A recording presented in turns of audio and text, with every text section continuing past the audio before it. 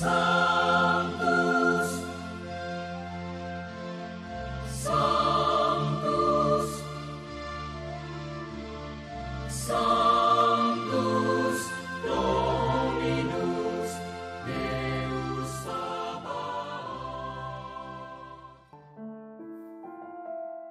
Salam jumpa kembali saudara-saudariku yang terkasih dalam Tuhan kita Yesus Kristus. Salam sejahtera untuk kita semua. Berkat Allah yang Maha Kuasa senantiasa menyertai kita. Hari Selasa tanggal 29 Agustus tahun 2023 adalah peringatan wajib wafatnya Santo Yohanes Pembaptis Martir. Pada tanggal 24 Juni, gereja merayakan pesta kelahiran Yohanes Pembaptis. Sedangkan tanggal 29 Agustus, gereja memperingati kemartirannya. Kemartiran Yohanes berkaitan erat dengan tegurannya kepada Raja Herodes karena memperistri Herodias, istri Filipus saudaranya secara tidak sah. Kemarahan Herodes membuat ia mencampakkan Yohanes ke dalam penjara. Pada hari ulang tahun Herodes, Herodias memanfaatkan kesempatan untuk membunuh Yohanes Pembaptis dan menyuruh putrinya untuk menari di hadapan para tamu. Tarian yang memukau tersebut membuat Herodes gembira dan bangga. Di hadapan para tamu, Herodes bersumpah akan memberikan hadiah apa saja yang diminta putri Herodias itu. Gadis itu tidak tahu apa yang akan dia minta dan bertanya kepada ibunya. Hingga akhirnya, atas arahan ibunya, ia meminta kepada Herodes kepala Yohanes Pembaptis di dalam sebuah talam. Herodes sangat sedih, tetapi karena sumpahnya dan karena malu kepada tamu-tamunya, ia memerintahkan pengawalnya untuk memenggal kepala Yohanes Pembaptis.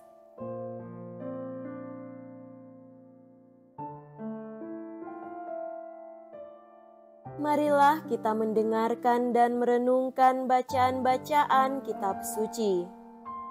Bacaan pertama dari kitab Yeremia bab 1 ayat 17 sampai 19.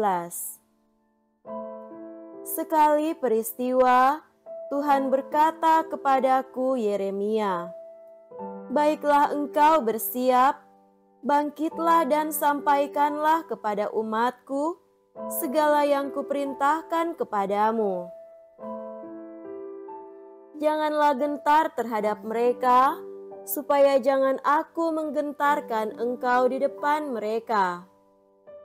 Mengenai aku, sungguh pada hari ini, aku membuat engkau menjadi kota yang berkubu, menjadi tiang besi dan menjadi tembok tembaga, melawan seluruh negeri ini, menentang raja-raja Yehuda dan pemuka-pemukanya, menentang para imam dan rakyat negeri lain.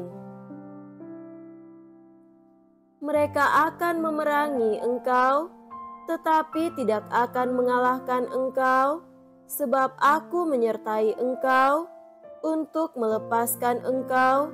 Demikianlah firman Tuhan." Demikianlah sabda Tuhan. Syukur kepada Allah.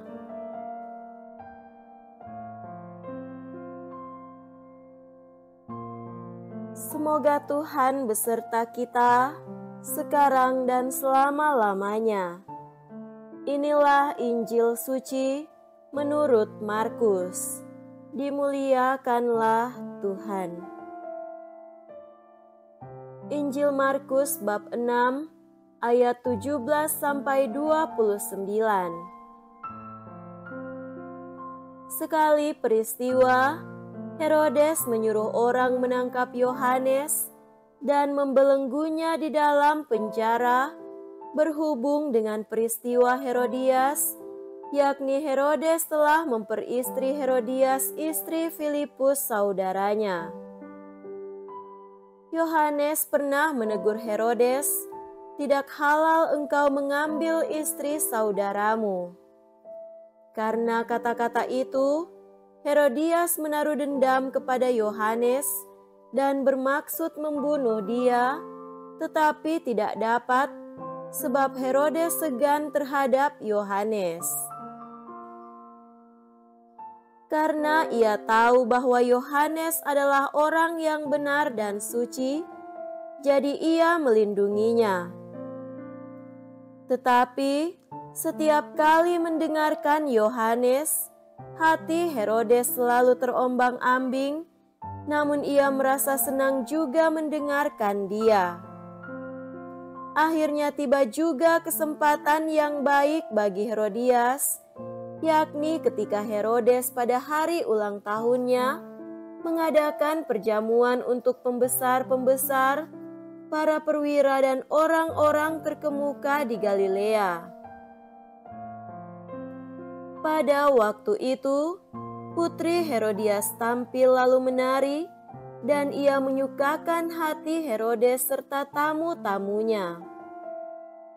Maka Raja Herodes berkata kepada gadis itu, "Mintalah daripadaku apa saja yang kau ingini, maka akan kuberikan kepadamu." Lalu Herodes bersumpah kepadanya, "Apa saja yang kau minta akan kuberikan kepadamu, sekalipun itu setengah dari kerajaanku."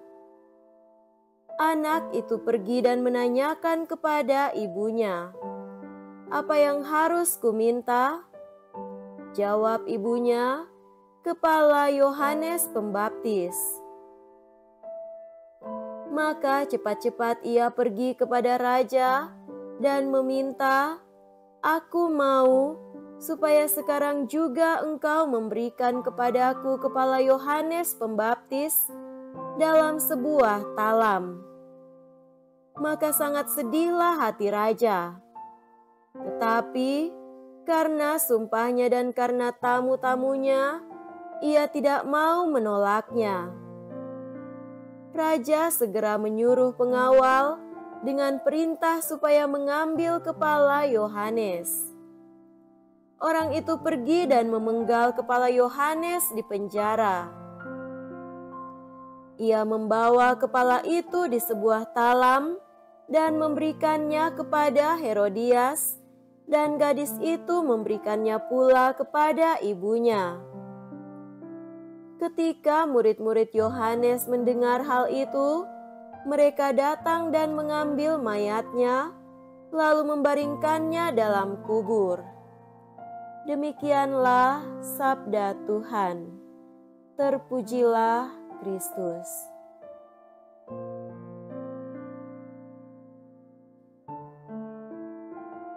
Saudara-saudariku yang terkasih dalam Tuhan kita Yesus Kristus, tema renungan kita pada hari ini adalah pengorbanan diri.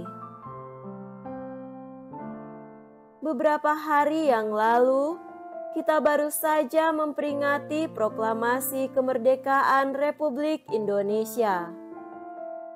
Dalam usia kemerdekaannya yang ke-78 tahun, segenap putra-putri bangsa diundang dan diajak sekali lagi untuk mengenang dengan penuh syukur akan karunia kemerdekaan itu, seraya kita mengakui dan menghargai pengorbanan begitu banyak jiwa putra-putra negeri yang berjuang untuk merebut dan mempertahankan kemerdekaan. Nilai dan semangat pengorbanan itu semoga tetap tertanam dan bersemi di dalam jiwa raga anak-anak negeri ini di masa kini. Dalam terang nilai pengorbanan itu, kita pun memaknai pesta kematian Yohanes Pembaptis pada hari ini sebagaimana dilukiskan dalam Injil. Dari kisah itu, kita melihat bahwa kematian Yohanes Pembaptis adalah sebuah korban dari perpaduan sebuah pribadi yang tak ingin dipermalukan di depan umum dan sebuah pribadi tak tahu malu terhadap perbuatan yang melanggar hukum. Dan lengkaplah dua pribadi yang tak menerima teguran atas kesalahan yang dilakukan secara publik. Herodes dan Herodias. Bagi mereka, Yohanes telah mengganggu ketenangan mereka dengan kritiknya. Kehadiran Yohanes telah mempermalukan rasa kebebasan yang mereka hidupi, kebebasan yang mengorbankan orang dan pihak lain. Saudara-saudariku terkasih, perjuangan untuk merebut dan mendirikan sebuah negara yang merdeka dan berdaulat adalah buah kesadaran akan harga diri dan martabat pribadi, serta bangsa yang dibelenggu dan dipermainkan oleh bangsa-bangsa lain, seolah-olah kita bangsa tak berdaya. Walau harus berhadapan dengan resiko kehilangan jiwa raga, para pendahulu dan pejuang negeri ini telah meninggalkan kenangan indah akan nilai-nilai luhur yang tidak boleh diinjak orang lain. Demikianlah kita menemukan juga dalam diri Yohanes Pembaptis, jiwa yang tak membiarkan nilai-nilai luhur dilanggar dan diremehkan demi kepentingan dan keinginan pribadi semata. Marilah kita lanjutkan perjuangan untuk tegaknya nilai-nilai kerajaan Allah demi keselamatan sebanyak mungkin orang, bukan demi kesenangan pribadi semata. Semoga demikian. Amin.